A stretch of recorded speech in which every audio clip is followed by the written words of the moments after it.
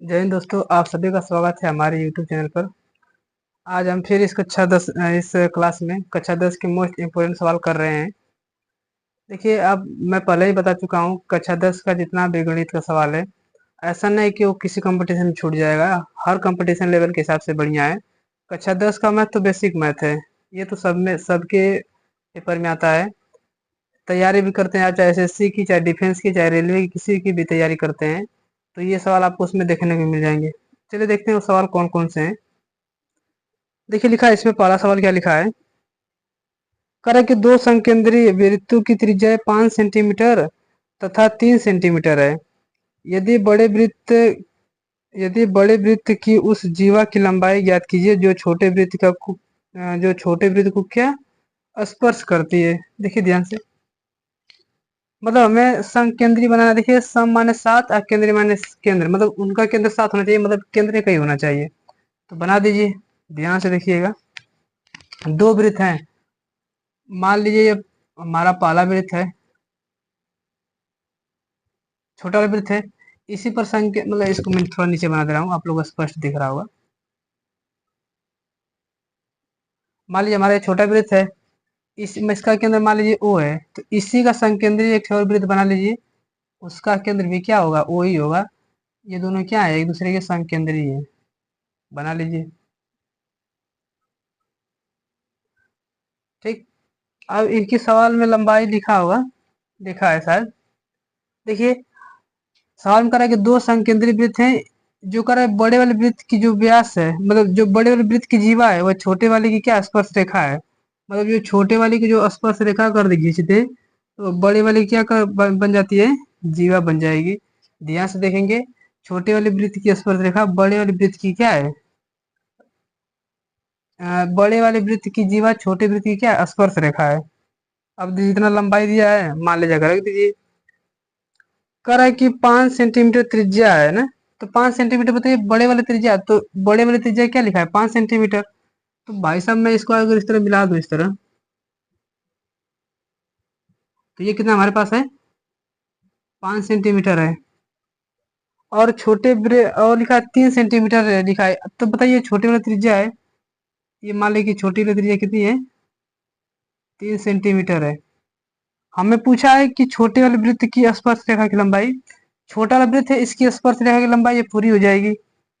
देखिए, आप लोगों ने पढ़ा होगा कि वृत्त के केंद्र से किसी जीवा पर डाला गया लंब, जीवा को क्या करता है, सब विभाजित करता है। मतलब जितना ये होगा उतना ये भी होगा। और ये लंब डाला गया है, मतलब ये 90 अंश के कोण पर होगा। तो ध्यान से देखेंगे, इसका नाम थोड़ा सा कर दीजिए, ए बी, इसका नाम डी ले लीजिए। तो देखिए, बी डी की लंबाई क्या आ जाएगी, ध्यान से देखेंगे, ये समकोण त्रिभुज बन रहा है। और समकोण त्रिभुज में पाइथागोरस प्रमेय में काम करता है। निकालेंगे यहाँ पर समकोण त्रिभुज डी ओ डी बी में, ओ डी बी में। अब ओ डी बी में कर देंगे तो हम जानते हैं कर्ण का स्क्वायर बराबर होता है लंब का स्क्वायर। मान लीजिए हमारी कितनी है, यक्स है, तो यक्स को मान लीजिए, यक्स स्क्वायर मान लीजिए। 5 का स्क्वायर 25 बराबर 3 का स्क्वायर 9 प्लस यक्स स्क्वायर लिखा था, यक्स स्क्वायर। देखिए, 25 में से 9 घट जाएगा, इधर क्या हो जाएगा, तो 25 माइनस 9 बराबर, यहाँ पर यक्स स्क्वायर लिखा है तो उसी तरह यक्स स्क्वायर कर देंगे। 25 में से 9 घटा देंगे, मिलेगा हमें क्या, 16 मिल जाएगा बराबर यक्स स्क्वायर। और जब हमें यक्स बराबर निकालेंगे तो ये हो जाएगा करड़ी में 16, और जानते हैं कि करड़ी में 16 का मान कितना होता है, 4 हो जाएगा। तो यक्स बराबर हमारा कितना मिल जाएगा, 4 सेंटीमीटर। लेकिन हमसे सवाल में ये नहीं पूछा है 4, हमसे पूछा है कि छोटे वाले वृत्त की स्पर्श रेखा क्या होगी। तो देखिए, ये 4 है, तो ये भी 4 हो जाएगा, मतलब ये यक्स है तो ये भी कितना होगा, यक्स होगा। तो पूरे ए बी की लंबाई कितनी हो जाएगी, ए बी की लंबाई हो जाएगी 4, ये और 4 ये कितना हो जाएंगे, 8 सेंटीमीटर। तो 4 प्लस 4 बराबर 8 centimetre is the right answer. देखिए, आप एसएससी की तैयारी करते होंगे, या फिर मतलब किसी भी तैयारी करेंगे, किसी भी लेवल की, कंपटीशन लेवल की, ये सवाल आपने उसमें देखा जरूर होगा, अगर आप लोग मॉक टेस्ट लगाते हैं तो। काफी अच्छा सवाल और सरल सवाल है, आसान सवाल है। उतार लीजिए इस सवाल को, फिर देखते हैं अगला सवाल कौन कौन से हैं।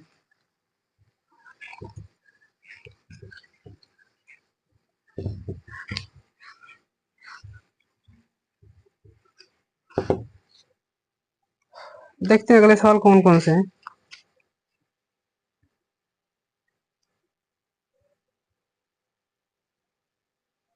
अगला सवाल देखिए, लिखा है चतुर्थांश सिखा रहा है, एक वृत्त के चतुर्थांश का क्षेत्रफल ज्ञात कीजिए जिसकी परिधि 22 सेंटीमीटर है।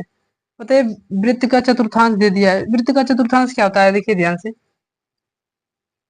मान लीजिए अगर ये वृत्त है,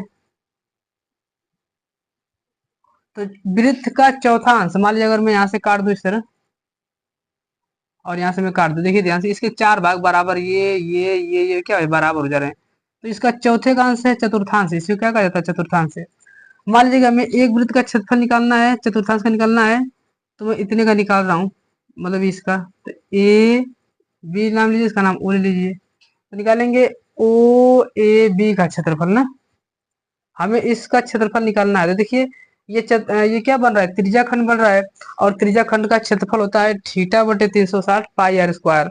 लेकिन हमें यहाँ पर त्रिज्या नहीं पता है, तो सबसे पहले हम निकालेंगे यहाँ पर इसकी त्रिज्या निकालेंगे। तो चूंकि हम जानते हैं, सवाल में लिखा है परिधि, देखिए ध्यान से, वृत्त की परिधि, और वृत्त की परिधि सवाल में लिखा है कितना, 22 सेंटीमीटर साथ लिखा है। और देखिए हम लोग अपने जानते हैं वृत्त की परिधि कितनी थी, 2 पाई आर बराबर होता है 22। तो 2 पाई का मान 22/7, आर उसी तरह रखेंगे, बराबर 22 है तो 22। देखिए 22 गुणा में भाग में उधर से कट जाएगा, यहाँ पर मिलेगा, देखिए ध्यान से, तो यहाँ पर क्या मिलेगा, 7/2। तो आर बराबर हमें मिल जाएगा 7/2। तो ये तो वृत्त की त्रिज्या है, हमें तो निकालना है चतुर्थांश का क्षेत्रफल। तो ध्यान से देखिए, चतुर्थांश का क्षेत्रफल, चतुर्थांश का क्षेत्रफल, देखिए ध्यान से, चतुर्थांश का क्षेत्रफल होता है, यहाँ पर मैं लिख दे रहा हूँ, सूत्र होता है थीटा बटे 360 पाई आर स्क्वायर होता है। तो थीटा का मान सवाल में कितना हो जाएगा, 90 हो जाएगा, क्योंकि लंब है। अब बटा में 360, पाई का मान 22/7, और आर स्क्वायर है ना, तो आर का मान देखिए 7/2 है, तो 7/2 का स्क्वायर है, तो 7/2 गुणा 7/2 हो जाएगा। काट देंगे, 90 चौको 360, 4 बार में कट जाएगा, ये 7 से 7 कट जाएगा, ये 2 से 1 बार कट जाएगा, ये 2 से 11 बार में कट जाएगा। तो कितना मिल जाएगा हमें, 11 में 7 का गुणा कर देंगे तो कितना मिल जाएगा हमें, 11×7 = 77 बटा में 4 दूनी 8। देखिए सब सेंटीमीटर में है, ये सवाल भी सेंटीमीटर में है, आप लोग देख लीजिए। तो इसका जो क्षेत्रफल भी आ जाएगा, कितने में आ जाएगा, सेंटीमीटर स्क्वायर में आ जाएगा। काफी अच्छा सवाल है, रिपीटेटिव सवाल है, ये भी बहुत बार पेपर में है। देखिए बस आप लोग को याद क्या रखना होगा इसमें, कि वृत्त का त्रिज्यीय खंड का क्षेत्रफल होता है थीटा बटे 360 पाई आर स्क्वायर, जो कि मैंने अभी लिखा था। और ये इंपॉर्टेंट सूत्र है, याद कर लीजिएगा। देखते हैं अगला सवाल कौन सा है।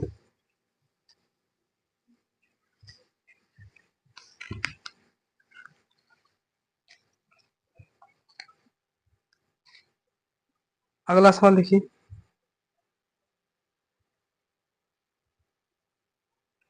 देखिए लिखा है प्रायिकता से, शायद है, हाँ प्रायिकता लिखा है, आप लोग को दिख रहा है स्क्रीन पर। कह रहा कि ताशों के 5 ताश के 5 पत्तों, ईंट का डाला, नहीं नहीं ये सवाल नहीं है, एक मिनट।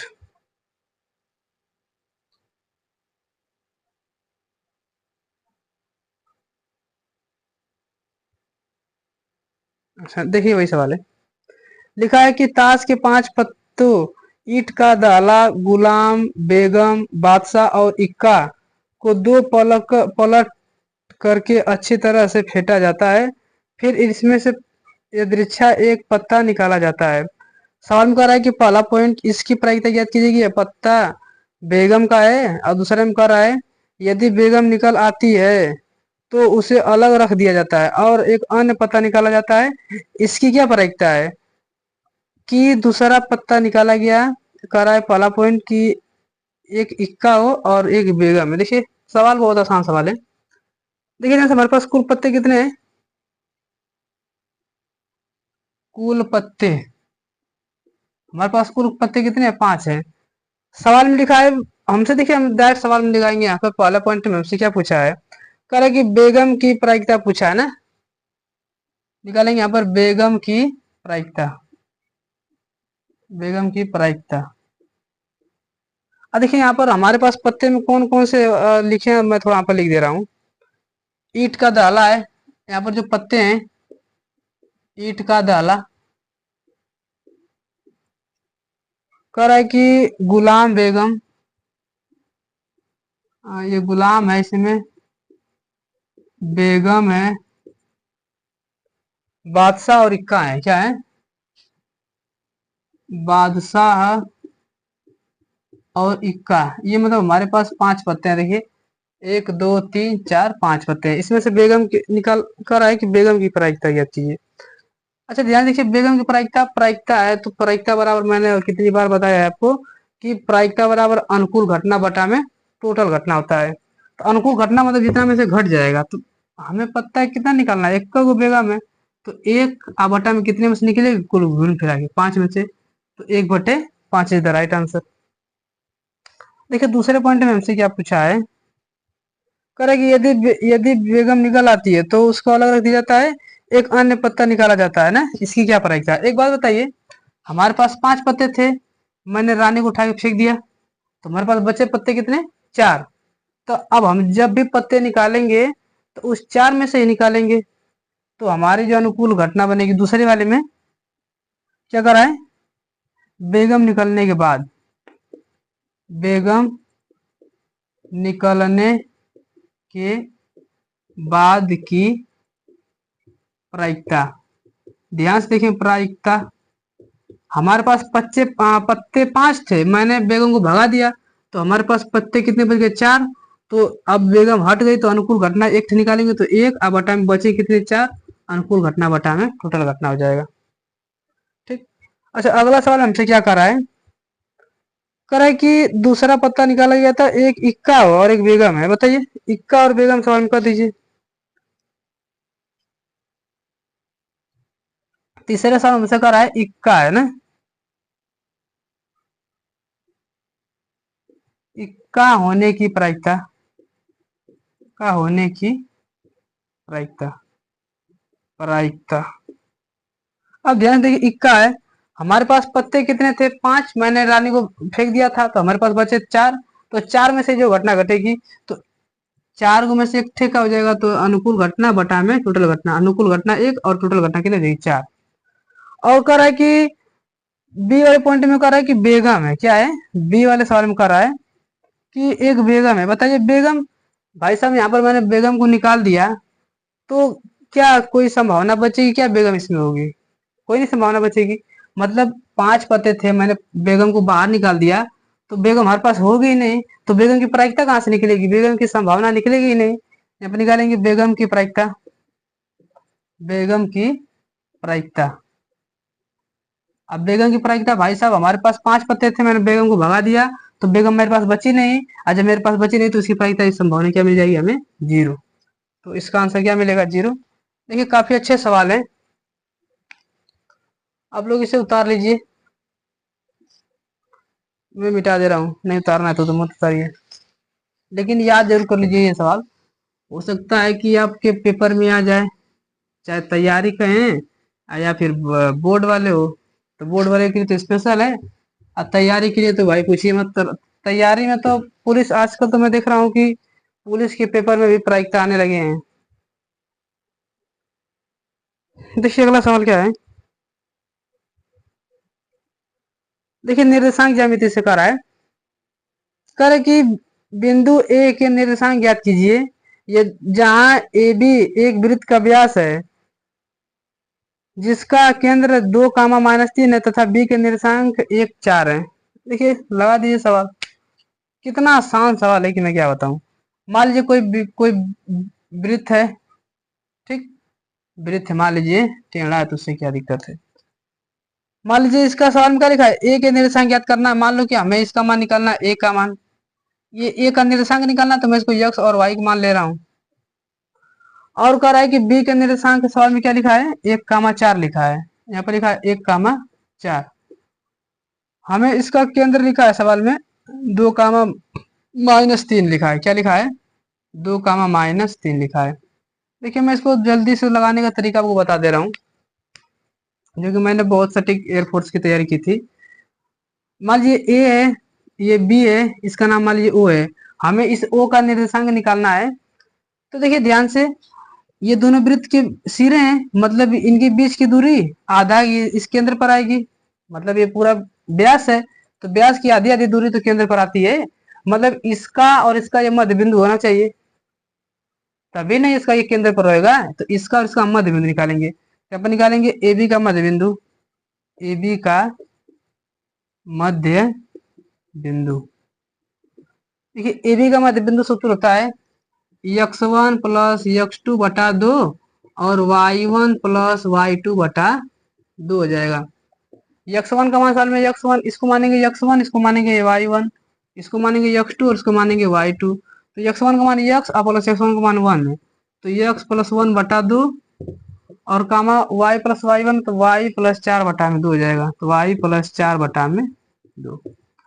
अब देखिए ध्यान से, ये भी वृत्त का केंद्र है, ये भी वृत्त का केंद्र है, दोनों को बराबर कर देंगे, इसलिए कि 2, -3 बराबर हो जाएगा किसके? x प्लस 1 बटा 2 और बराबर हो जाएगा y प्लस 4 बटा में 2 के। अब इसका निर्देशांक इसके बराबर कर दीजिए, सवाल खत्म। देखिए लिखा है क्या, तुलना कर देंगे तो 2 बराबर क्या मिलेगा हमें? x प्लस 1 बटा में 2, तो x प्लस 1 बटा में 2, 2 दूनी 4, तो 4 बराबर x प्लस 1, इधर जाएगा तो x बराबर क्या मिलेगा? 3 मिल जाएगा। अच्छा, अच्छा इसका इससे तुलना कर देंगे तो -3 बराबर y प्लस 4 बटा में 2 मिलेगा, तो -3 बराबर y प्लस 4 बटा में 2 मिलेगा। काट देंगे, यहाँ से 2 चाहिए -6 हो जाएगा, बराबर y प्लस 4 लिखा है तो y प्लस 4 हो जाएगा। हमें y का मान निकालना है, तो -6 है, y प्लस 4 देगा तो -4 हो जाएगा, तो y बराबर क्या मिलेगा? -10। तो इस बिंदु का निर्देशांक क्या मिलेगा हमें? 10 कामा, अरे 3 कामा -10 इज द राइट आंसर। ये ए के निर्देशांक है भाई साहब। देखिए अब इसको जल्दी लगाने का तरीका क्या है, ध्यान समझिएगा। जब कभी भी आपको केंद्र दिया हो और एक सिरा दिया हो, दूसरा सिरा पूछे, तो ध्यान से समझिएगा, इसका दुगुना करके उसको घटा दीजिए। देखिए 2 का दुगुना 4, 4 में से घटा देंगे, डायरेक्ट आंसर मिलेगा हमें 3। अच्छा दूसरे वाले में क्या है, मैंने बताया कि इसका दुगुना करके इसे घटा देंगे, तो 2 का 2 -6 और -6 में -4 घटा देंगे 4, तो -4 -4 -10 हो जाएंगे, तो -10 आंसर आ जाएंगे। ये भी नियम बहुत अच्छा है, याद कर लीजिए, उतार लीजिए इसे भी।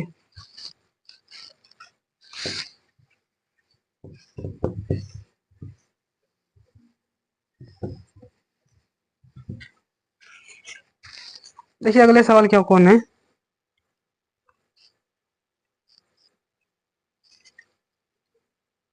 पदों का योग 24 लिखा है और छठे और 10वें पदों का योग 44 है। इस एपी के प्रथम 3 पद ज्ञात करना है हमें, मतलब इस समांतर श्रेणी के हमें 3 पद निकलना है। देखिए जो जो सवाल में लिखा है उसी को बस लिख दीजिए। सवाल में क्या लिखा है कि चौथे और 8वें पदों का योग 24 लिखा है, मतलब A4 और A8 का योग कितना लिखा है? 24 लिखा है। देखिए ध्यान से, हम जानते हैं ए एन बराबर सूत्र क्या होता है? A plus N minus 1 into D होता है। तो ए एन बराबर A plus N minus 1 into D, इसलिए A4 बराबर हो जाएगा A plus 4 minus 1 into D. 8 बराबर A plus 8 minus 1 into D बराबर 24 मिल जाएगा। ए देखिए ए हो जाएगा यहाँ पर 2A, 4 में से ए घटा नहीं, यहाँ पर क्या मिलेगा? +3D, यहाँ पर क्या मिलेगा? 7D बराबर क्या मिलेगा हमें? 24। तो यहाँ पर 2A प्लस 7 3 10D बराबर क्या मिलेगा हमें? 24। इसको समीकरण एक बनाएंगे, इसको मैं मिटा दे रहा हूँ, याद कर लीजिएगा। और सवाल में क्या कह रहा है कि तथा छठवें और 10वें पदों का योग 44 लिखा है, मतलब छठवां और 10वां पद लिखा है, तथा A6 और A10 है ना, छठवें और 10वें, मतलब छठवां और 10वां पदों का योग क्या लिखा है? 44 लिखा है। तो 44 ले जाकर रख दीजिए, सवाल खत्म। अच्छा ए एन बराबर, देखिए A6 बराबर क्या हो जाएगा? A plus 6 minus 1 into d हो जाएगा। अब प्लस यहाँ पर हो जाएगा A plus 9 minus 1 into d हो जाएगा। अब बराबर हो जाएगा 44, तो 44 कर देंगे। देखिए मैं एक बार सवाल ही मिला दे रहा हूँ, मैं सही लिखा है कि नहीं। छठवां और 10वां पद शायद लिखा है। छठवां और 10वें पदों कहाँ सही है ना, छठवां और 10वां है। तो यहाँ पर जगह देखिए ए यहाँ पर मिलेगा हमें 2a, 6 में से घटा यहाँ पर मिलेगा 5d, और 9 में से घटा देंगे हमें क्या मिलेगा, 9 में से घटा देंगे क्या मिलेगा यहाँ पर, 9 में से, अरे यहाँ पर 10 न रहेगा, यहाँ पर n माइनस 1 हो जाएगा, यहाँ पर हो जाएगा 9d हो जाएगा। 10 में से यहाँ पर क्या मिलेगा 9d बराबर हो जाएगा यहाँ पर 44। तो 9 2 देखिए यहाँ पर 2a प्लस 9 5 14d बराबर क्या मिलेगा 44। अब इसको समीकरण 2 बना लीजिए। ये समीकरण 1 में से समीकरण 2 घटा दीजिए तो हमारा मिल जाएगा ए और डी का मान। देखिए कोई भी समांतर श्रेणी पढ़े आप तो इतना याद रखिए कि सबसे पहले हमारा फर्ज होता है कि हम ए और डी का मान निकालें। यदि हम ए और डी का मान निकाल देते हैं तो हमारे सवाल आधा लग जाएगी। किसी भी समांतर श्रेणी का कोई पद निकालने से पहले हमें ए और डी का मान पता होना चाहिए। समीकरण 1 माइनस 2 से, अच्छा मैं काम कर रहा हूँ, मैं 2 में से घटा दे रहा हूँ, तो 2 माइनस 1 से कर दे रहा हूँ। तो यहाँ पर जाएगा 2a प्लस 14d अब बराबर क्या मिलेगा 44। और यहाँ पर क्या लिखा है सवाल में, समीकरण 1 2a प्लस 10d बराबर 24 लिखा है, तो 24 घटा देंगे, प्लस तो माइनस, माइनस माइनस लेगा एक हो जाएगा कट। 14 में से 4 घटा देंगे हमें क्या मिलेगा 10 मिल जाएगा क्या, अरे 14 में से 10 घटा देंगे क्या मिलेगा 4d। यहाँ पर क्या मिल जाएगा देखिए, तो 0 यहाँ पर क्या मिलेगा d, तो 20 मिल जाएगा, तो d बराबर क्या मिलेगा 5। तो d बराबर 5 मिलेगा, d का मान समीकरण 1 मिल जाएगा, रख दीजिए। तो d बराबर 5 समीकरण 1 में ले जाकर रखेंगे, यहाँ पर क्या मिलेगा 2a प्लस d का मान क्या, 10 5 50 कर देंगे आप लोग, 50 बराबर हो जाएगा 24 लिखा है, तो 24 हो जाएगा।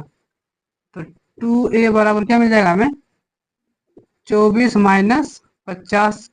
तो 2a बराबर देखिए 24 में से 50 घटा देंगे थे, तो 10 में से 6 जगह 4 जगह, तो 6 4 में 2 जगह 2 बचेगा, 2 बच जाएगा क्या, तो -23 आ जाएगा। कटा देंगे तो ए वाला क्या मिल जाएगा हमें -13 मिल जाएगा। देखिए सवाल में हमसे ए और डी का मान नहीं पूछा है, हमसे पूछा है उसके प्रथम 3 पद, और हम जानते हैं समांतर श्रेणी का व्यापक पद क्या होता है, प्रथम 3 पद क्या होते हैं, ए प्लस डी, ए प्लस 2d, यही होते हैं। ले जाकर मान लीजिए एक मान कितना हमारा -13 है, तो -13 हो जाएंगे। अच्छा, और ए प्लस डी सवाल में तो एक मान हो जाएगा -13, और प्लस डी का मान सवाल में कितना है, मैंने अभी निकाला 5, तो 13 में से घटा दे तो -5 हो जाएगा। और ए प्लस 2d है, तो निकाल दें यहाँ पर ए प्लस 2d। तो ए का मान सवाल में कितना है हमारे पास -13 प्लस 2, और डी का मान कितना है माइनस, एक मान सवाल में हमारे पास कितना है -13 है ना, तो एक मान हो जाएगा -13 प्लस 2 है, तो 2 और डी का मान अभी मैंने निकाल कितना है 5। देखिए -13 और 5 दूनी 10, तो घटा दें यहाँ पर क्या मिलेगा -3। देखिए ध्यान से, ये इसका अंतर भी 5 है, इसका भी अंतर क्या है 5 है, तो हमारे प्रथम 3 पद क्या मिलेंगे, इसलिए 3 पद हमारे पास कौन कौन से हैं, -13 है, -8 है, और -3 है। -3 -13 -8 और -3 is the right answer for this question. देखिए अच्छा सवाल है, उतार लीजिए, आ सकता है बोर्ड के पेपर में। हाँ जरूरी नहीं, मैंने पहले ही बता चुका हूँ कि ये जरूरी नहीं एक बोर्ड में भी आए, नसीब खराब रहेगी तो आप लोग में भी आ सकती है। देखिए बस ये समांतर श्रेणी बस सूत्र है, बस एक ही सूत्र है, इसमें 2 सूत्र याद रखेंगे, पूरा सवाल एकदम लगा देंगे, एक भी सवाल छोड़ेंगे नहीं आप, मात्र बस 2 सवाल 2 सूत्र याद ही करना है इसमें। देखिए अगला सवाल तीसरा क्या है इसमें,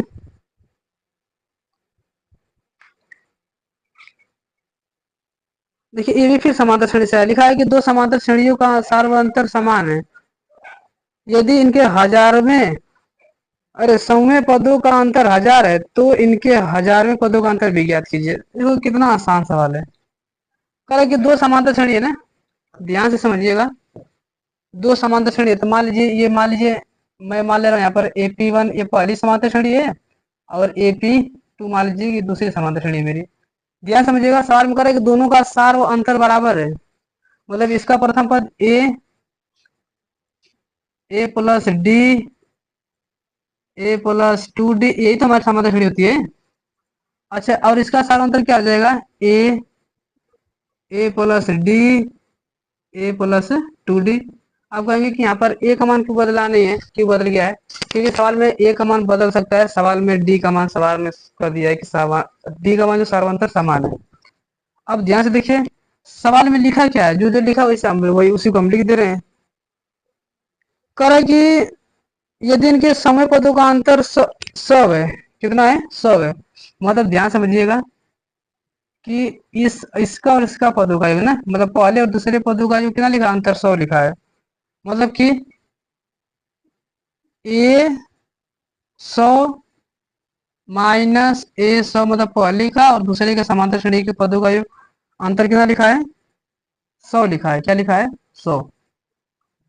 अब निकाल, देखिए ए का मान क्या होता है, हम अभी बताएं इससे जस्ट पहले। ए एन बराबर होता है a plus N minus 1 into D होता है, ले जाकर रख दीजिए। तो ए का मान क्या हो जाएगा, ध्यान समझिएगा। तो इसका ये पहले समांतर श्रेणी, तो a plus 100 minus 1 into d हो जाएगा, आने पर हो जाएगा a plus N minus 1 into d. अब देखिए यहाँ पर डी का मान नहीं बदलेगा, ए का मान नहीं क्यों बदलेगा? क्योंकि सवाल में सार्वंतर बराबर है, और यहाँ पर एन की जो हमारे कितना 100 है, यहाँ पर ले जाकर रख देंगे 100। क्या बचेगा? ए प्लस 100 में से घटाएंगे 99 डी हो जाएगा, और माइनस से गुणा करेंगे तो माइनस ए। और देखिए 100 में से घटा देंगे 99 डी, माइनस से गुणा करेंगे तो ना माइनस 99 डी हो जाएगा। और ये बराबर किसके है? 100 है, तो 100 कर देंगे। यहाँ पर भी हमारा कितना है? 100 है, तो 100 माइनस से प्लस कर जाएगा, तो यहाँ पर ए माइनस ए, मतलब उनके पद का अंतर भी कितना मिल गया हमें? 100 मिल गया। अच्छा, हमसे सवाल में और पूछा क्या है? करे तो उनके 1000वें पदों का अंतर ज्ञात करना है, मतलब ए 1000 पूछा है हमसे। तो ए 1000 माइनस ए 1000, इसी का मान हमसे पूछा है, इसी का मान हमसे पूछा है। तो ए 1000 का मान क्या हो जाएगा? A plus 1000 minus 1 into D, तो होगा, और माइनस ए प्लस 1000 माइनस 1 इंटू डी हो जाएगा। अब ऐसा क्यों है? वही ए बराबर ए एन बराबर होता है a plus N minus 1 into d. यहाँ पर एन का मान 1000, तो मैं 1000 लिख दे रहा हूँ। तो ए प्लस 1000 में से घटा दें तो 99 डी, 999 डी, माइनस से गुणा करेंगे तो ए हो जाएगा, इसका माइनस में गुणा करेंगे तो माइनस 99, अगर 999 डी हो जाएगा।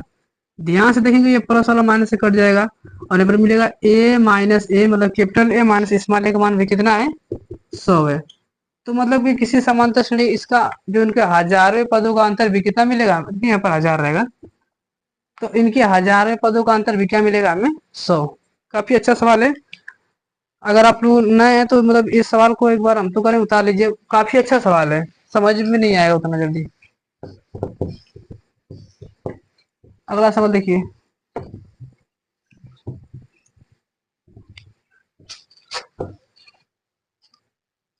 अगला सवाल देखिए, लिखा क्या है? कर एक समकोण त्रिभुज की ऊंचाई उसके आधार से 7 सेंटीमीटर कम है, यदि कोण 13 सेंटीमीटर हो तो हमें दोनों भुजाएं ज्ञात करना है। देखिए बना दिए, कोई समकोण त्रिभुज बना दीजिए, उसकी जो ऊंचाई है आधार से 7 सेंटीमीटर कम है, तो मतलब ऊंचाई कम होनी चाहिए। तो मान लीजिए यहाँ पर कोई त्रिभुज इस तरह है, समकोण त्रिभुज है। मान लीजिए इसको आधार यक्स है, तो उसकी ऊंचाई कितनी हो जाएगी? यक्स माइनस 7 हो जाएगी। 7 सेंटीमीटर कम है, और ये सवाल में किया दिया है 13। ए बी सी असमकोण त्रिभुज है। असमकोण त्रिभुज है तो लगा दीजिए इसमें पाइथागोरस प्रमेय। ध्यान से देखिए, तो पाइथागोरस प्रमेय से लिखा है, देखिए हो जाएगा यहाँ पर ये कर्ण का स्क्वायर बराबर हो जाएगा लंब का स्क्वायर माइनस 7 हो जाएगा, लंब का स्क्वायर प्लस आधार का स्क्वायर, मतलब यक्स का स्क्वायर हो जाएगा। 13 का square 169, a square plus b square minus 2ab plus यक्स स्क्वायर हो जाएगा। देखिए ध्यान से, यहाँ पर 169 बराबर यक्स स्क्वायर यहाँ पर मिलेगा 2x स्क्वायर, यहाँ पर हो जाएगा -49, अरे -14x, और यहाँ पर हो जाएगा +49 हो जाएगा बराबर 0। देखिए इसको उधर भेज देंगे तो माइनस में हो जाएगा, तो यहाँ पर मिलेगा 2x का स्क्वायर -14x। देखिए उधर जाएगा तो माइनस हो जाएगा, तो +49 तो लिखा है, माइनस हो जाएगा 169 हो जाएगा, 169 बराबर 0 आ जाएगा। तो 2x का स्क्वायर -14x घटा देंगे तो मिलेगा -0, 14 16 में से 4 जाएगा तो कितने बचेंगे, 12, 120 हो जाएगी बराबर 0। 2 में भाग कर दिए सभी, तो x स्क्वायर -7x -2 छक 12, 60 आ जाएगा बराबर 0। 60 का गुणनखंड कर दीजिए ताकि जोड़ने या घटाने पर 7 आना चाहिए और गुणा करने पर 60 आना चाहिए, तो 12 5 60, 12 और 5 बन जाएंगे हमारे। तो x square -12x plus 5x -60 बराबर 0 हो जाएंगे। तो एक्स कॉमन लेंगे तो यहाँ पर एक्स -12 एक कोष्टक में, यहाँ से हम 5 कॉमन लेंगे तो यहाँ पर जाएगा एक्स -12 5 60 हो जाएगा बराबर 0। दोनों में से एक्स कॉमन लेंगे तो यहाँ पर एक्स -12 एक कोष्टक में, और यहाँ पर हो जाएगा दूसरे कोष्टक में एक्स प्लस 5 हो जाएगा बराबर 0। लिखेंगे यदि एक्स -12 बराबर लिखेंगे, हाई गुणा में हो जाएगा तो 0 हो जाएगा, खत्म हो जाएगा, तो एक्स बराबर क्या मिलेगा 12। देखिए यहाँ पर इसको नहीं लिखेंगे, लिखेंगे यदि एक्स प्लस 5 बराबर, हाई गुणा में हो जाएगा तो खत्म हो जाएगा, तो एक्स बराबर क्या मिलेगा -5। तो किसी की लंबाई आज तक माइनस में होती है, तो ये इनवैलिड हो जाएगा, ये मान हो जाएगा। तो हमसे पूछा क्या है, तो आधार मिलेगी 12, इसलिए आधार कितना मिलेगा हमें 12 सेंटीमीटर, और ऊंचाई कितनी मिलेगी हमें 7। तो 12 माइनस एक्स माने 12 -7 बराबर क्या मिलेगा 5। अब ऐसे भी आप लोग जानते होंगे कि यह त्रिप्लेट बन रहा है, त्रिप्लेट किस सूत्र से हम लोग लगा सकते हैं, उतार लीजिए। काफी सरल सवाल है, अच्छा सवाल है, सरल सवाल है, मतलब कि कोई भी लगा सकता है। देखिए अगला सवाल,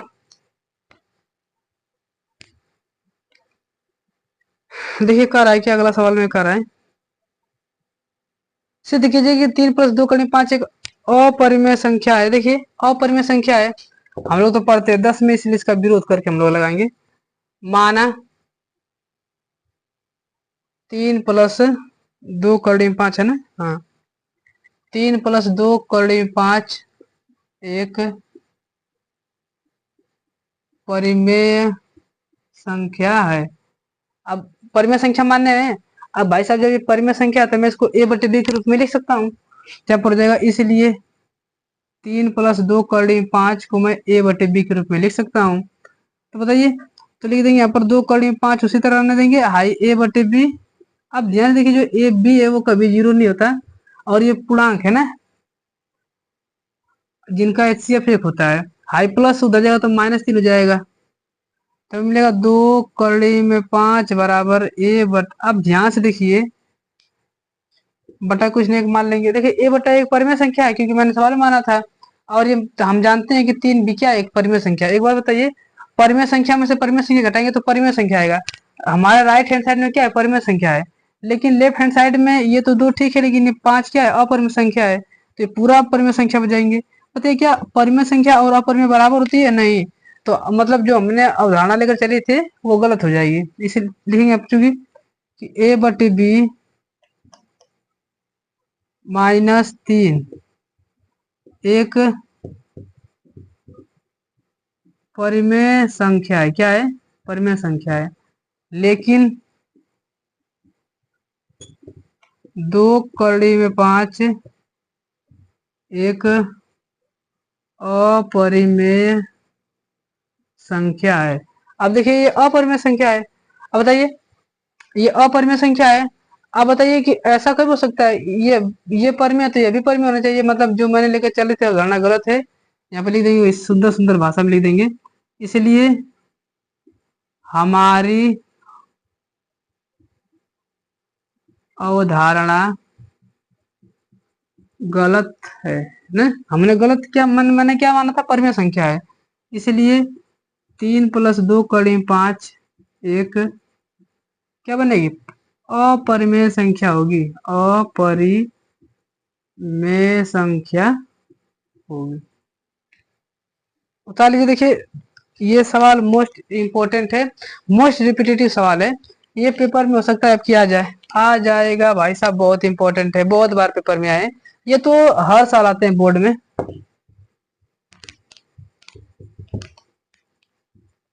देखिए अगला सवाल क्या है हमारा।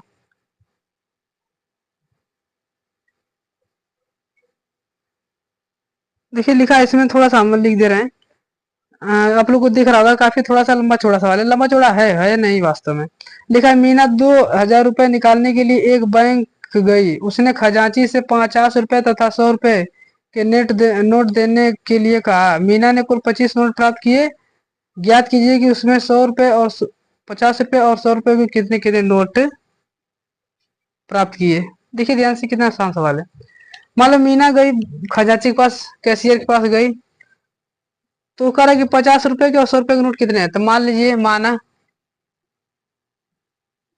50 रुपए के नोटों की संख्या कितना मान लीजिए, यक्स मान लीजिए, और 100 रुपए के नोटों की संख्या क्या मान लीजिए, वाई मान लीजिए। अब ध्यान से देखिए, सवाल में कह रहा है कि उसने कुल 25 नोट प्राप्त किए, इसलिए मतलब कुल नोट 25 है, तो मतलब यक्स प्लस वाई बराबर हो जाएगा हमारा 25। मैं एक बार सवाल मिला दे रहा हूँ। मीना ने 2,000 निकाला, उसने कुल 25 नोट प्राप्त किए। हाँ 25 नोट प्राप्त किए, और उसने कहा है कि 50 रुपए तथा 100 रुपए के नोट प्राप्त किए हैं। तो 50 रुपए के नोट प्राप्त किए, ध्यान से समझिएगा कि 50 रुपए की नोटों की संख्या यक्स है, तो 50 रुपए कितने हो जाएंगे, 50, 50 से इसके मूल्य कितने हो जाएंगे, 50 हो जाएंगे। तो ध्यान से देखिए, ये प्रथम शर्त है। देखेंगे तथा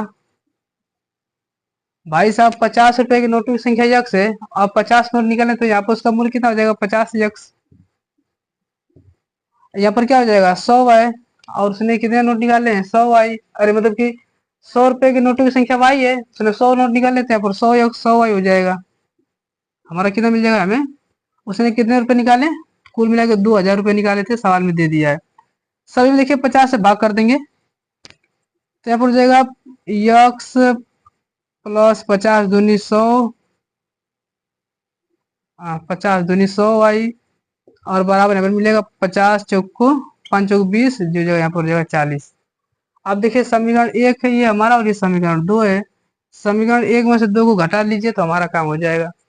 लिखेंगे यहाँ पर समीकरण 1 - 2 से घटा देंगे, तो समीकरण 1 का मान ये रहा हमारा, यक्स प्लस वाई बराबर 25, और यक्स प्लस 2 वाई बराबर 40। अब घटा देंगे, घटा दीजिए, घटाने आता है ना। प्लस है तो माइनस, प्लस है तो माइनस, प्लस है तो माइनस कर देंगे, ये हो जाएगा, कट हो जाएगा। वाई से यहाँ पर कट जाएगा, तो यहाँ पर क्या मिलेगा, माइनस वाई बराबर 40 में से 25 घटा देंगे तो हमको लग रहा है 15 आएगा क्या, 25, हाँ -15 मिल जाएगा। माइनस माइनस कर देंगे, तुम ध्यान से समझेंगे। तो वाई बराबर हमारा कितना मिल गया, 15। अब वाई का मान ले जाकर समीकरण 1 में ले जाकर रख देंगे, तो वाई का मान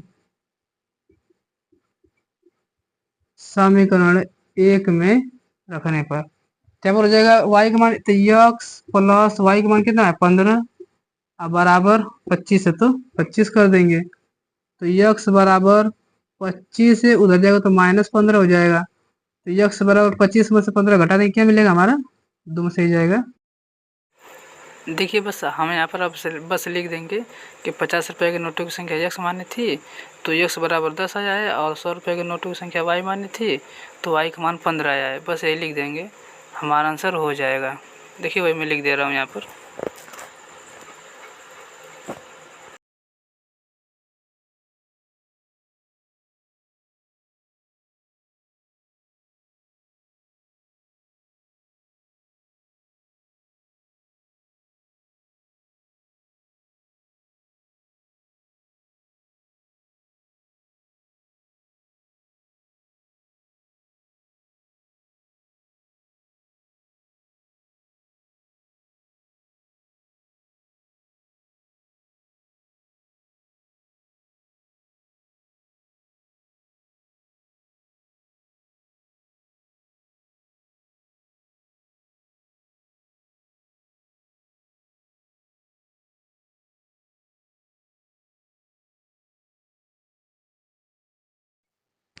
देखिए अगला सवाल क्या है, कह रहा है यदि यदि हम अंश में एक जोड़ दें तथा हर में से घटा दें तो भिन्न एक में बदल जाती है। यदि हर में एक जोड़ दें तो यह 1/2 हो जाती है। तो हमें भिन्न का मान ज्ञात करना है, मतलब एक जोड़ने की बात कर रहा है ऊपर नीचे शुरू में। ठीक, लगा दीजिए, बहुत आसान सवाल है। देखिए भिन्न की बात कर रहा है सवाल में, तो माना भिन्न का अंश, माना भिन्न का अंश क्या मान लीजिए, यक्स मान लीजिए, और हर मान लीजिए वाई। अब सवाल में क्या कर रहा है, ध्यान से देखिए, करेंगे यदि हम अंश में एक जोड़ दे तथा हर में से घटा दें, मतलब दोनों अंश में हम एक क्या कर दे, जोड़ दे, मतलब हमारी तो भिन्न क्या बनेगी भाई साहब, हमारी भिन्न बनेगी यक्स बटा में वाई। अब ध्यान देखिए, अब करेंगे जो हमारे भिन्न है, यदि मैं इसमें अंश में एक जोड़ दें और हर में एक घटा दे तो वह किस में बदल जाती है, एक में बदल जाती है। तो एक बटा एक कर देंगे, इसका एक में गुणा कर देंगे, यहाँ पर मिलेगा वाई प्लस, यहाँ पर इसका गुणा करेंगे तो यहाँ पर यक्स प्लस 1 बराबर वाई का, इसका एक में गुणा करेंगे तो वाई माइनस 1 हो जाएगा। तो यक्स ये इधर जाएगा तो माइनस वाई, हाई में देखिए इधर जाएगा तो ये -1 और ये लिखा है -1 हो जाएगा में भी। तो यक्स माइनस वाई बराबर -2 मिल जाएगा। ठीक, ये प्रथम शर्त में था। और द्वितीय शर्त में क्या, ध्यान से देखिए, द्वितीय शर्त, द्वितीय शर्त में क्या लिखा है, कह रहा है कि यदि हर में एक जोड़ दे तो वह 1/2 हो जाती है। तो हर में हर में एक जोड़ दीजिए, यदि हर में एक जोड़ दे ना, सवाल है, हाँ, हर में एक जोड़ दे तो लगा दीजिए। तो हमारे भिन्न क्या थी, एक्स बटे वाई थी, हर में एक जोड़ देंगे तो वह कितना हो जाती है, 1/2 हो जाती है। तो 1/2 कर दीजिए, गुणा करें यहाँ पर 2x बराबर, यहाँ पर वाई प्लस 1 का एक में गुणा करें तो वाई प्लस 1, तो 2x इधर जगह माइनस वाई और बराबर यहाँ पर एक लिखाते। अब बताइए समीकरण एक को ध्यान से, इसको समीकरण एक बनाइए और समीकरण दो बनाइए।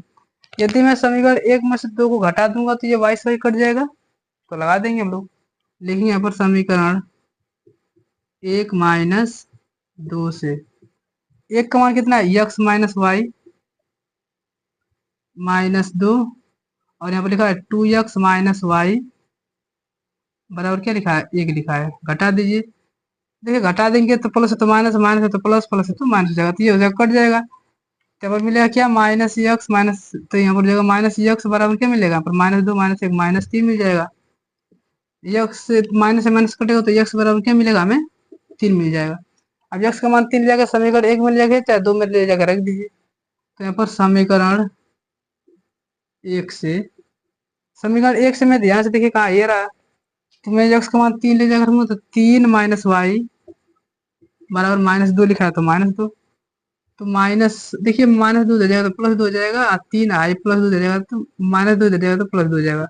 अब बराबर वाई हो जाएगा तो वाई, तो क्या मिलेगा, 3 2 5। लेकिन हमसे तो भिन्न पूछा था, तो हमने भिन्न तो माने थी यक्स बटे वाई, तो भिन्न माने थी यक्स बटा में वाई। यक्स का मान सवाल में कितना है हमारे पास, 3 है, और वाई का मान कितना है, 5, तो 3/5 इज द राइट आंसर।